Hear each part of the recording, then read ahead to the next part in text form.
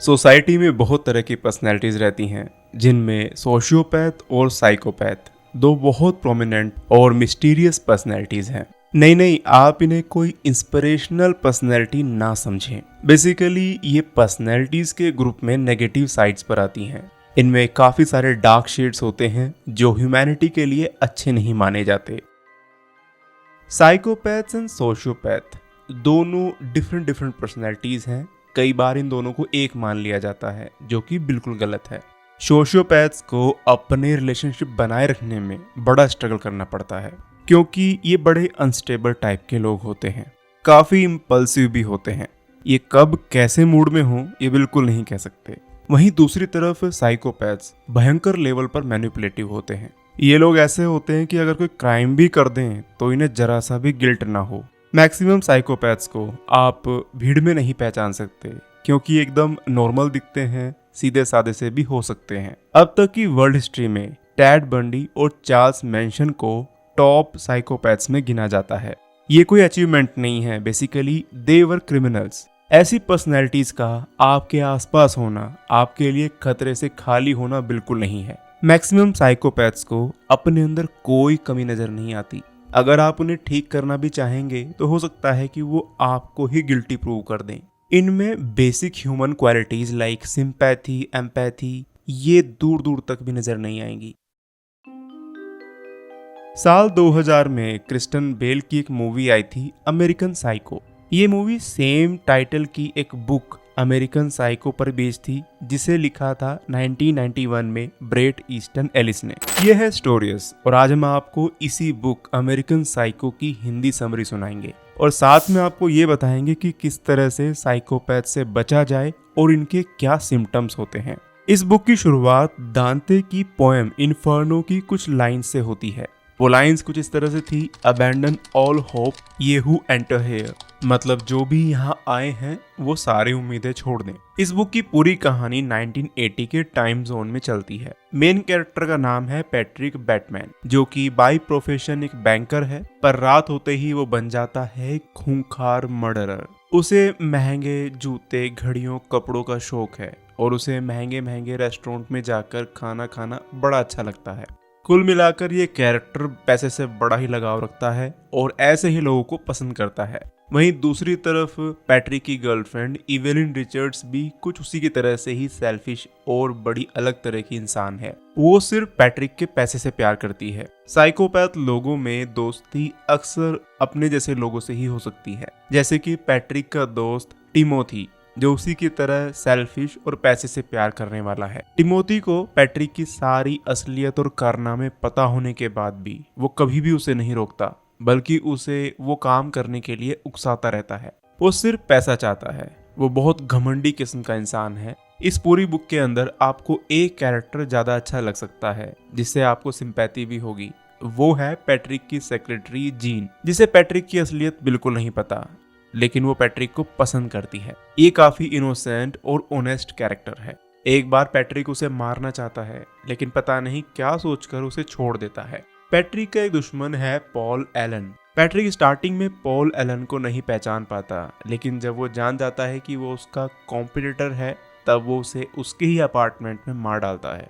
American psycho के maximum characters capitalistic society के खोखलेपन को रिवील करते हैं। पैसे को खूब बढ़ चढ़कर दिखाया गया है। पैट्रिक इस बुक की कहानी का सबसे खतरनाक कैरेक्टर है, और अगर आपको सच में उसका रूप देखना है तो आप अमेरिकन साइको मूवी को भी देख सकते हैं, जहां पर क्रिश्चियन बेल ने काफी अच्छी एक्टिंग की है। ये किताब 1980 के अमेरिकन सोसाइटी की ग्रीडीनेस और इनह्यूमन मेंटालिटी को शो करती है। एक बार पैट्रिक अपनी गर्लफ्रेंड एवलिन के साथ डिनर पर जाता है, जहां पर वो अपनी थॉट्स को शेयर करना शुरू करता है और बताता है कि वो दूसरों को मारने के किस किस तरह के प्लान अपने दिमाग में सोचता है। इसके साथ ही पास्ट में किए गए मर्डर्स को भी वो बताता है कि उसने कैसे किए थे।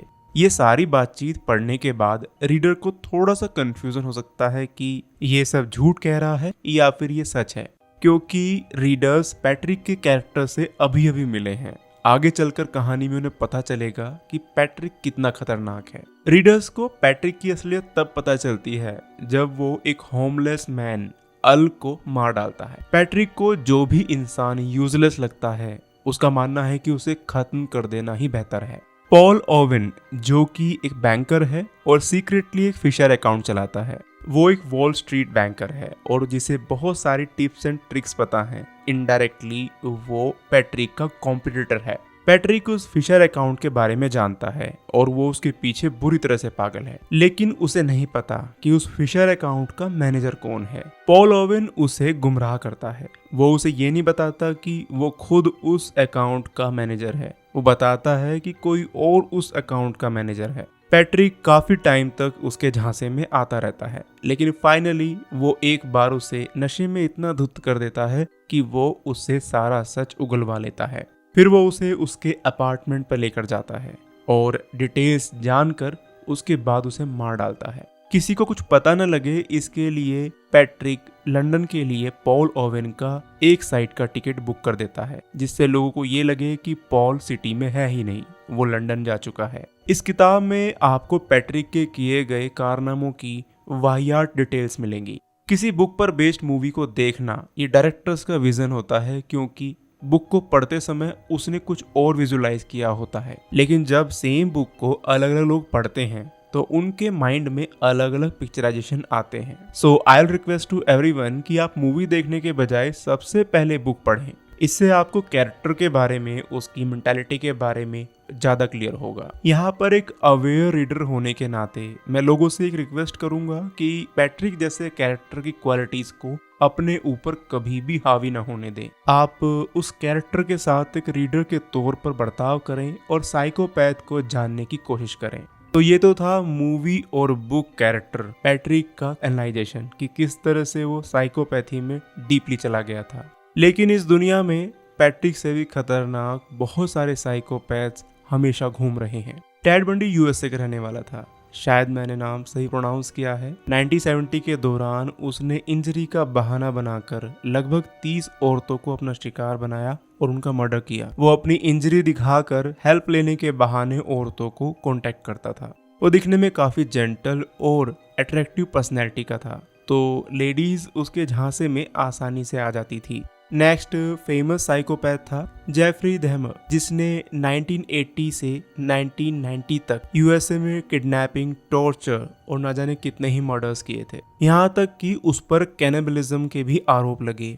वो इंसानों को मारकर खा जाता था। आम पब्लिक से निकलकर अगर कोई साइकोपैथ पॉलिटिक्स में घुस जाए तो ये और भी डेंजरस हो जाता है, क्योंकि अब उसके पास में पावर भी है और इसका इस्तेमाल वो किसी भी तरीके से कर सकता है। नॉर्मल पब्लिक से निकलकर कोई साइकोपैथ पॉलिटिक्स में आता है, इसका बेस्ट एग्जांपल है हिटलर, जिसने ह्यूमैनिटी का बहुत लॉस किया। नाजी जर्मनी का ये लीडर मिलियंस लोगों के होलोकॉस्ट के लिए जिम्मेदार है। जोसेफ स्टालिन, एलिजाबेथ बैथोरी और बर्नी मैडोफ पॉलिटिकल साइकोपैथ्स के दूसरे एग्जाम्पल्स हैं। मान लीजिए कि आप किसी रिलेशनशिप में स्टक हो जाते हैं, तब आप आसानी से किसी पर भी ट्रस्ट करके उस रिलेशनशिप से बाहर नहीं निकल सकते। आपको साइकोपैथ की पर्सनैलिटी ट्रेट्स का पता होना बहुत जरूरी है, क्योंकि सडनली अगर आप उस ट्रैप से बाहर निकले तो साइकोपैथ्स रिवेंज मोड में आ जाएगा, जो आपके लिए बिल्कुल भी अच्छा नहीं होगा। साइकोपैथ्स सुप्रीमली चार्मिंग होते हैं, मैनिपुलेशन के किंग, एक के बाद एक खुद को सही प्रूव करने के लिए ये झूठ बोल सकते हैं। सबसे पहले तो ऐसे पार्टनर्स के साथ आपको अपनी बाउंड्रीज सेट करनी है। आपकी इंस्टिंक्ट आपको सामने वाले के बिहेवियर और आपके लिए उनके मन में इंटेंशन ये साफ साफ बता देती है। हम इंस्टिंक्ट पर भरोसा नहीं करते या इग्नोर कर देते हैं, लेकिन अपनी गट फीलिंग को सुनना बहुत जरूरी है। जब भी आपको ऐसा लगे कि आपके पास कोई ऑप्शन नहीं बचा, तब आपको ऐसे रिलेशनशिप से निकलने के लिए बाहरी सपोर्ट की जरूरत पड़ती है। उसमें आपकी फैमिली, फ्रेंड्स, यहाँ तक कि कई बार पुलिस का इंटरवेंशन भी हो सकता है। अगर आपके ऑफिस में, आपके बॉस में साइकोपैथी के सिम्टम्स हैं, तो फर्स्ट स्टेप होगा बी प्रोफेशनल। हर बात को डॉक्यूमेंट करें, डायरेक्ट कन्फ्रंटेशन से बचें और जितना जल्दी हो सके switch your job. In short, psychopath society के किसी भी हिस्से में हो सकते हैं, चाहे वो वर्क प्लेस हो या रिलेशनशिप या फिर फैमिली। इनके बिहेवियरल पैटर्न को समझो ताकि आप खुद को इनसे बचा सको।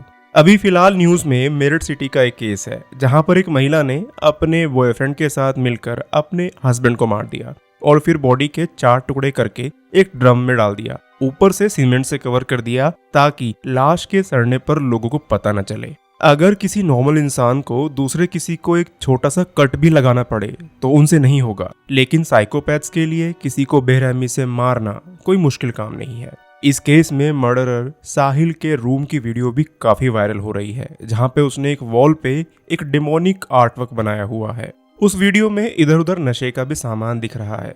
ऐसे केसेस का नंबर साल दर साल बढ़ता ही जा रहा है क्योंकि लोगों में एक तो पेशेंस बहुत कम हो गया है और दूसरा एम्पैथी की कमी देखी जा रही है। लोग जितना ज्यादा मेटलिस्टिक होंगे, जितना लालच होगा, चीजें उतनी ही क्रिमिनल लेवल पर बढ़ेंगी। साइकोपैथ्स ऐसे क्राइम करते समय क्या सोचते हैं, ये अभी तक रिसर्चर्स के बीच एक इम्पोर्टेंट टॉपिक बना हुआ है। अगर आप साइकोपैथी के बारे में रिसर्च करेंगे तो ज़्यादातर आपको मेल केसेस ऐसे मिलेंगे जो साइकोपैथ्स रहे और जिन्होंने ऐसे क्राइम किए। लेकिन साइकोपैथी सिर्फ और सिर्फ मेल्स तक ही लिमिटेड नहीं है। फीमेल साइकोपैथ्स में भी मेल्स की तरह ही सिम्टम्स मिलेंगे, उनमें कुछ अलग तरह के बिहेवियरल पैटर्न भी देखे गए हैं। फीमेल साइकोपैथ्स के तरीके थोड़े से इनडायरेक्ट होते हैं। गॉसिपिंग और रूमर्स जैसी चीज़ों का इस्तेमाल ये अपनी स्ट्रेटेजी को सक्सेसफुल बनाने के लिए करती हैं।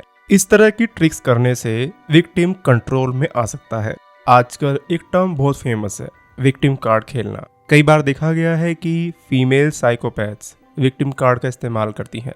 झूठ मूठ का ड्रामा करके इस तरह के साइकोपैथ्स विक्टिम कार्ड के थ्रू अपने टारगेट्स को फंसाते हैं। ऐसे में इन्हें बाकी लोगों से सिंपैथी मिलती है। फीमेल साइकोपैथ्स की एक बहुत बड़ी कमजोरी है कि ये लंबे टाइम तक अपने एंगर को कंट्रोल नहीं कर सकती, इसलिए इनकी असलियत जल्दी ही सामने आ जाती है। फीमेल साइकोपैथ्स में एक और एडवांस ट्रिक होती है, ये अपने विक्टिम से कुछ भी अनएथिकल करवा सकती हैं। इनमें ऐसा ट्रेट देखा गया है कि ये अपने विक्टिम की पर्सनल इंफॉर्मेशन को यूज करके उससे बेनिफिट लेती हैं। एलिन वुरनोस एक नोटोरियस सीरियल किलर जिसने 1980 के डेकेड में 6 आदमियों का मर्डर किया था। तो चलिए बात आती है कि how to treat psychopaths. Psychopathy एक सीरियस मेंटल इलनेस है। ट्रीटमेंट बहुत चैलेंजिंग है क्योंकि साइकोपैथ्स को अपने अंदर किसी तरह की कोई कमी नजर नहीं आती। थोड़े बहुत ट्रीटमेंट्स हैं जिनमें से एक तो हम आपको यहाँ बताएंगे। सबसे पहले आता है CBT, cognitive behavioural treatment. CBT में थेरेपिस्ट ये जानने की कोशिश करते हैं कि साइकोपैथ की लाइफ में क्या क्या इवेंट चल रहे हैं, तब सारे इवेंट्स को कैलकुलेट करके उनकी स्टडी करके एक पैटर्न को नोटिस करते हैं और उसी स्टडी के बेस पर ट्रीटमेंट किया जाता है, जिसमें मेडिकेशन और काउंसलिंग मेन होता है। अगर हम इंडियन साइकोपैथ्स की बात करें तो रमन राघव एक प्रोमिनेंट नाम आता है। रमन राघव मुंबई में 1960 में अपनी क्रिमिनल एक्टिविटीज के लिए काफी पॉपुलर हुआ। उसने अपने सबसे इजी टारगेट समझे झुग्गी झोपड़ी में रहने वाले लोग। काफी लोगों को उसने किसी ब्लंट वेपन से मार डाला। जब उसे अरेस्ट किया गया तो उसे अपने किए पर कोई पछतावा नहीं था। 1968 में जब उसे अरेस्ट किया गया तब उसने 40 से ज्यादा लोगों के मर्डर को एक्सेप्ट किया। उसके बयान भी काफी वियर्ड थे। उसका कहना था कि वो किसी डिवाइन मिशन पर है जो उसे लोगों को मारने के लिए परमिशन देता है। शुरुआत के अदालती फैसले में उसे फांसी की सजा दी गई,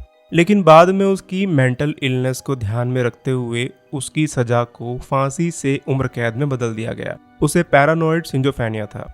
1995 में किडनी फेलियर की वजह से उसकी डेथ हुई। जेल में कैद होने के दौरान भी उसने काफी वॉयलेंस किया। वैसे देखा जाए तो हर वो इंसान जिसका अपने एंगर पर कोई कंट्रोल नहीं होता वो साइकोपैथी कहा जाएगा। गुस्से में बुरे से बुरा काम कर जाने वाला इंसान अपने लिए और सोसाइटी के लिए, दोनों के लिए ही खतरा है।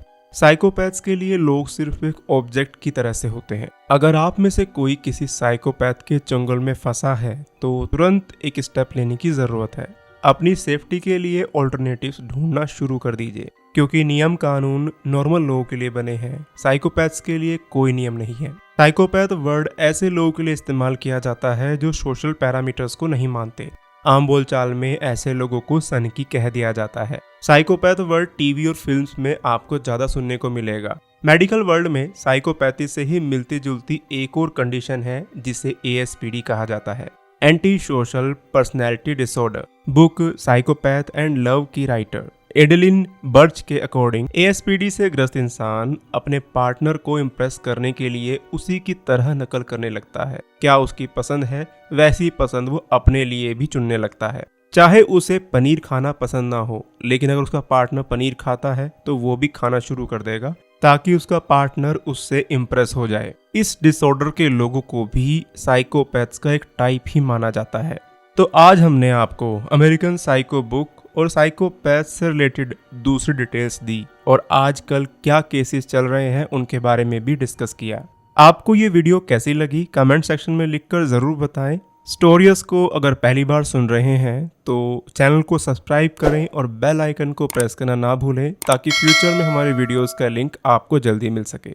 तो फिर मिलते हैं आपसे एक नई बुक समरी के साथ, तब तक के लिए नमस्कार।